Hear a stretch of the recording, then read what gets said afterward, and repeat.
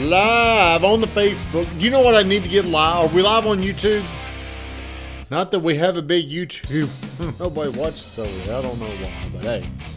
All right, happy Wednesday. Welcome to Real Estate 101. Every Wednesday at 1 o'clock, 12:59, somebody on this team will sit here and give you the best real estate digital content in Murfreesboro, Tennessee. If you don't know me, I'm GoodTimeTommy. Thomas C. Davidson Jr. Boring. Changed my name, changed my identity, because I wanted to become a superhero. If you're on here, do me a favor, like, comment, and share the stream. Here's what I'm going to do. Whoever shares the stream, I'm going to go through here and I'm going to pick one person, and they're going to win an Alley on Main gift card worth $25. Wow. I don't know how to share this, though. I might win it if you ain't careful, boys and girls. Hold on. I'm hosting RE 101 today. Mr. Host. Yes, I'm the host. And as always, we do give a shout out on Real Estate 101. Morning Grind, we do 60 seconds of gratitude. Real Estate 101, we give a shout out to somebody. Who here would like to give a shout out to somebody? Somebody that's really helped us along the way. Hey, speaking of him, Mr. David Prince. Oh, I was going to say Mr. Shannon Wheeler. Oh. Why should we go with David I Prince? gave Shannon a shout out last week. Did you really? Yeah. Well, David Prince, we'll give him a shout out. Great job. He works with First Community Mortgage. He does a lot of all of our loans with Old South. What would you like to say about the man? He's helped me understand a lot about RD loans. A lot. Him and Rob both. Okay, good. Because one of our top selling areas, Creeks Bend, is in an RD eligible area. What is an income limit? 80. The cap is, they just moved it up actually to $96,000. Okay, what if there's 6 people in the house? Does that matter? Yes. Does it? It's household income. It's household income. So if you two guys had adopted a kid, you got 5 people in there, and both of you are working, what's the income limit? You need to know this because it's more than just 2 people in there. No, I think it's a little bit more than that. You could probably go somewhere. 116,000. I think it has gone up. Yeah, So he is cheating on you, Shannon. He gave a shout out to David Prince. I X'd him, and he said he gave you a shout out last week. Is that true? It is true. I'm giving a shout out now for Shannon Wheeler. PMG just walked in the There we door. go. David Prince, I love David Prince. So moving right along. How did I word this, Van? Murfreesboro real estate has held its value during high interest rates. Boy, that's kind of wordy.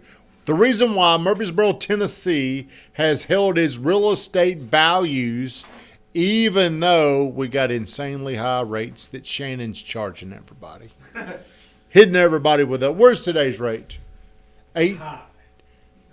Over under 7.9. Yeah, I just locked an FHA 7.5 Everybody wants to quote FHA for some reason. because it's better. Because it sounds better. Sounds a little bit better, but what would a 8% convention... market. Yeah. It's an 8% market. Have you ever sold in an 8% market? Is this the highest? When I started in 1996, my very first refinance, I took somebody from an 8.5 to a 7. So it was pretty similar now. And that was 1996.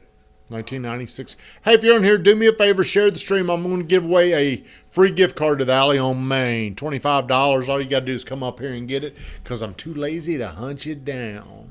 Okay, so give me one reason, Josh, why you believe Murfreesboro, Tennessee has held its value with real estate prices. Because people that bought their house have good rate. Like, let's say they bought their house a couple years ago or 5 years ago. They have a good rate on their house, and so they don't want to sell it. And the inventory is low. Okay, well, that's kind of going around your back to get to your elbow when you could go this way.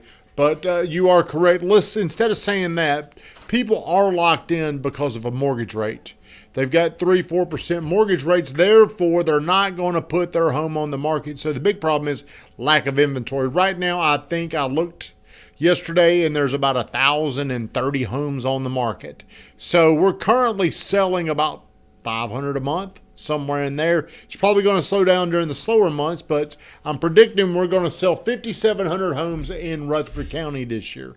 So if we're selling 500 homes per month, and we're at 1,000 homes on the market, that would tell me in 2 months all the homes would be gone if no new homes came onto the market.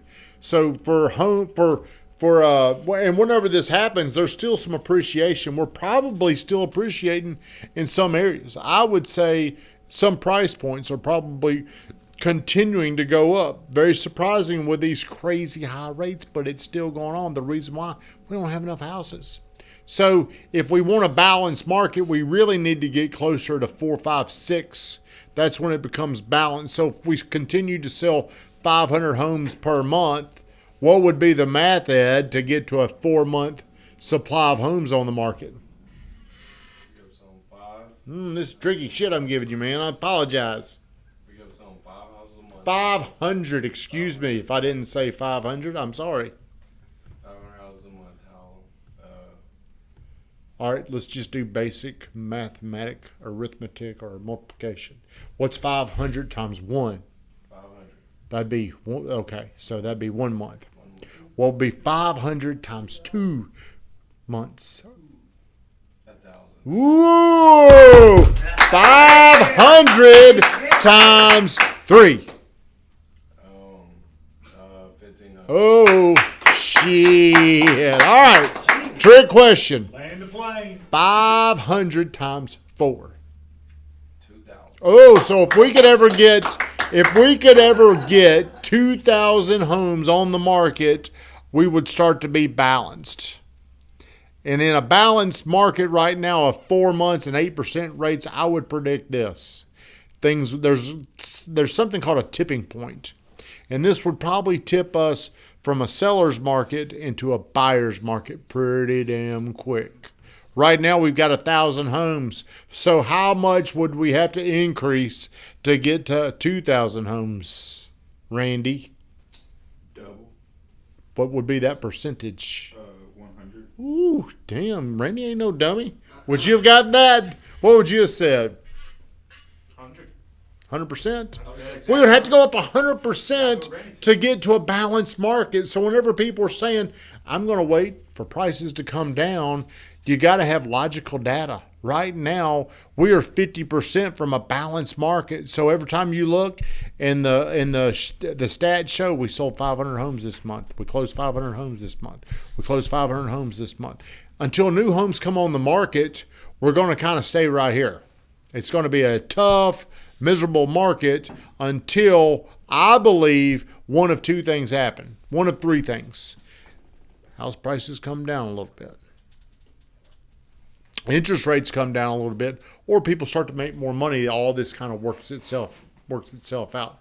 I don't know which one's going to happen first. I'm hoping that rates come down first. But I would have told you, I made a bold prediction last year going into January, December into January. I said that 2023 would end better than it started, and You lied. I completely lied. I'm 100% wrong. And my rationale, my logic was this.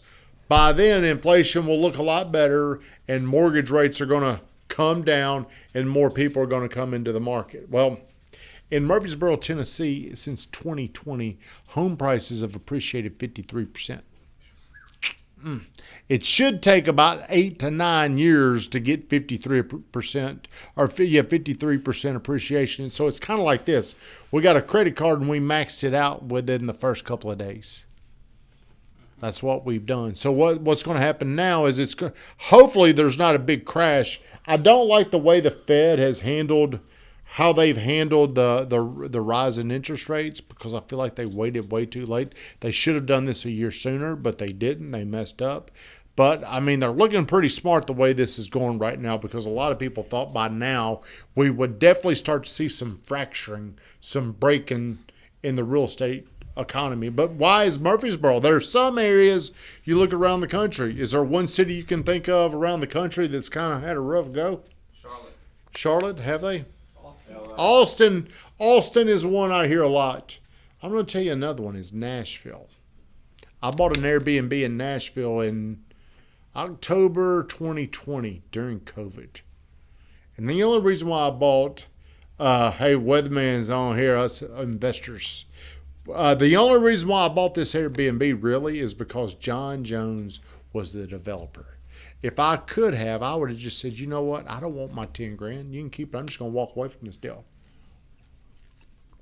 But I didn't want to pull in the parking lot every single day and see John over there and say, hey, man, I'm sorry I screwed you. So I bought it. And here's what I bought 2 houses during this time.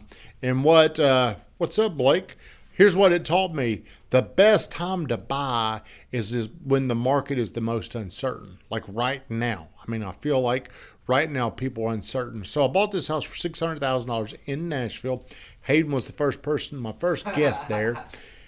And the property by last June had gone from 600 from October of 2020 to June of 22. It had gone from 600 to $1 million. And when I say it went to $1 million, it's not because I think it went there. It's because of the comps. There were 7 homes that sold from $950 to $1 million. So I made the decision, well, I'm going to put this thing on the market. So the peak was about $1 million, and it was right in that June, July time period of 2022. I did not sell it. But when you represent yourself, there's some things that you got to be aware of, like your own ego, like your own emotions. And this person called, and they were going to bring me an offer of like $900,000. And I'm like, so I'm very, very emotional. And of course, I didn't take it. So I left it on the market, didn't get anything. Today, I look in there. There's homes sitting in there at $819. What could I get for mine? I don't think I can get $819 because this guy up there ain't getting it right now. Maybe. So that just shows you what's happened in Nashville. It's kind of overbuilt. There were so many people rushing in to buy these Airbnbs because this is an Airbnb with a permanent MUL zoning, which means this: I can never lose my license to be a short-term renter. I'm kind of got a hotel license. Other people there, they may have bought an Airbnb, but they can't transfer it. Drew's dealing with that on one of them, I think, where their Airbnb, they got a grandfather clause, but they cannot transfer it to Randy if Randy wanted to buy it. So what this does, it really drops the value. So Nashville was one of these markets that went really crazy, and now it's really correcting. Murfreesboro, Tennessee is a town 30 miles outside of Nashville. We get the benefits of people that are in Topeka, Kansas, where Ed's from. You didn't know you're from Kansas, did you? You're from there. So people are looking in Topeka, Kansas. They're going to go work at Nissan, and they're coming to Nashville. They're telling all their friends they're coming to Nashville. So they get here, and let's say, Ed, your family's coming here, and you're getting a really good job. And you get here, where do you think Edward wants to go first? Nashville. He wants, no. Yeah, that's where you do want to go first. But you got kids, you got a wife, and you're fine, you're faithful, you're doing all the things right.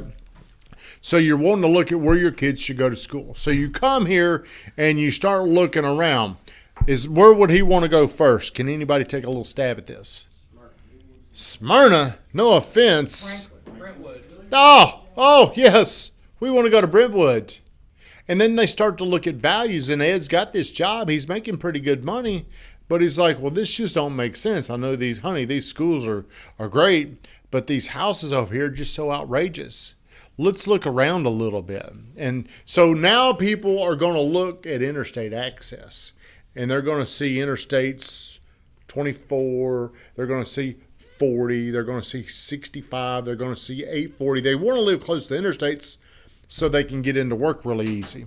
What's going to be the next place they want to look? Creekspin. Are you want to go to Creekspin? Yeah. Well, they're not going to probably pick a subdivision. They're probably going to look at counties, cities. So if we wanted to go to Franklin first, where would we go next? Would you go to Columbia? Mount Juliet. Mount Juliet? Murfreesboro. Okay. Well, since 2020, Murfreesboro has gone up. This is crazy. Murfreesboro's population has increased by about 120% since 2020. Damn. 100. Okay. How many people is that, you think? 400,000? No, we're well. That's just Murfreesboro. I don't know what the county is, but that's how much our population is. So think about this. Think about the stability that this gives our area. If you won't buy our house, this dumbass over here from Topeka will. I mean, how many people did we have moving into this area that would have gone to Joey, hey, I'll pay you this. I'll pay you whatever. I'm moving from Illinois. I'm moving from California. And where they were moving from was so much more expensive. So the number one reason why, or number two reason, number one is we've got very limited inventory. Number two is how many people are coming here. And they're not picking Murfreesboro to come to. They're not saying, I want to come be a Blue Raider. They're saying, I want to move to Nashville. And then they're looking around and they're, who are we competing against? We're competing against like 7 or 8 little outlying counties. We're looking around there, Sumner, Wilson, Rutherford, Clarksville, Wilson, Williamson. I don't know how many they are, but there's about 7 of them that we're competing against. Who's got the most to offer outside of Nashville and Williamson? Murfreesboro. Now, people might say this, I'd like to live in Nashville, but why do people don't want to live in these big cities? I'm not going to get political, but these big cities are usually run from a democratic way, creates a lot of problems, higher taxes, school systems aren't as good, so they don't want to be within the Davidson County school system. So we're kind of that person that wins by default. Like if a girl wanted to go out with me, but she found out I was married, then she settled for one of you guys. That would mean you would win by default. Do you feel good about it? I'll take it. 120% since 2020. 23 years. That's how much it's gone up around here. So what is the number one reason why, Josh, our values have stayed stable? because the population is That's number 2, Josh. You said number 1. That's the reason why I asked you. inventory. Low inventory. That was your answer. Number 2 is because of the influx of people. Here's the number 3 reason. Most of the jobs in our area, if you think about who's the biggest employer in Rutherford County, I think it's MTSU. Well, Smyrna Ready Mix employs people all over the country now. So I think they've got 7,000 employees, but I don't know how many they have here, but I think it's MTSU. And then I think it goes into the county workers. Then it might be the school system. Then it might be a lot of small business owners. Nissan, I forgot about Nissan. So might be Amazon. So whenever you're thinking about Nashville or some of these big cities, it's great whenever they attract all these companies that come in. Austin, Texas, all these tech companies move to Austin. And as we're going through a booming cycle in the economy, everybody's getting jobs. Everybody's getting promotions. Well, when the economy slows down, you know what happens to those jobs? Well, I don't want to use the word they fired them. They had to lay them off. So if 10,000 people gets hired in Austin from this one company moving there, then they've got to lay off 20%. There's 2,000 people that moved there. They moved to this area. They bought, let's say 300 of them bought a house. Now they're looking around. Maybe they've got to sell it. It just adds inventory. Murfreesboro we don't really have that problem. I mean, with everything that's really good, the opposite can create a bad. So if a lot of jobs are moving in specifically in one area, the bad thing is you become dependent on it. Forever, everybody always said this, shit, if Nissan shuts down, it's going to kill this economy. Well, now if Nissan, it was State Farm or some of these companies, if they shut down, it's not going to just completely splinter. It's not going to fracture things like it does because we're a very blue-collar, diverse area. So I believe this, as people continue to move here, real estate is going to appreciate, and it's a very safe appreciation. What we've had since 2020, that's unrealistic. That's not going to happen. But if Murfreesboro could do 5.5%, 6% a year because of how many people are coming in here, it's going to be a great place to invest your money. Von Grafton, shut us down.